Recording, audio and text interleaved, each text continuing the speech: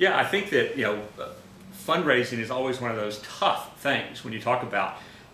But what David and I had talked about over the last couple of 3 years when he was actively involved with student judiciary was, how do you leave a lasting legacy? What are things that can be done? And David's suggestion was, working with some of the folks at the current student judiciary, gosh, is there something that we can be doing that would leave a legacy and something that other students would have the opportunity to participate in? And so, David had gotten together with Brad and a few other folks, and a privilege for me to be able to partner alongside of those people and figure out, what does that look like? And I think a lot of that looks like, how do we set a lasting legacy through the annual event that happens, as well as potentially speakers, and Bill Bracewell has such a great vision for this. So I think what started kind of as a discussion that David and some of the folks had turned into the opportunity for Bill Bracewell, myself, and other alumni to really get excited about remembering the great things and remembering the opportunities that were afforded to us, and then be able to share that with other people.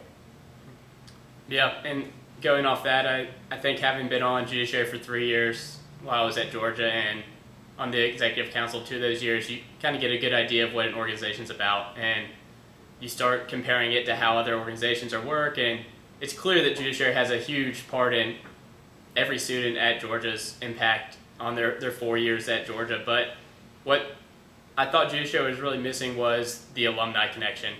And not in terms of just simply fundraising, but just having that connection with older alumni who are going to go on similar career paths, are going to have advice for your college years as well as your post-college years. And that's something that I thought other organizations were doing better than we were, and something that we could really benefit from, be it through people wanting to go through law careers or politics, or simply just post jobs, and the experience that you gained in judiciary being a valuable asset in that. So I started contacting a couple of the alumni of my dad's years and a little older, and just starting to try to bring them back into judiciary, get them back involved. A lot has changed in the structure and name since my dad was there, so trying to explain some of that and just really get them back invested in something that everyone said had a huge impact on their college career. So I think that's kind of how the fundraising effort came about, is trying to bring back some of the things that they really like that we didn't have now, as well as explain some of the things we have now and how that's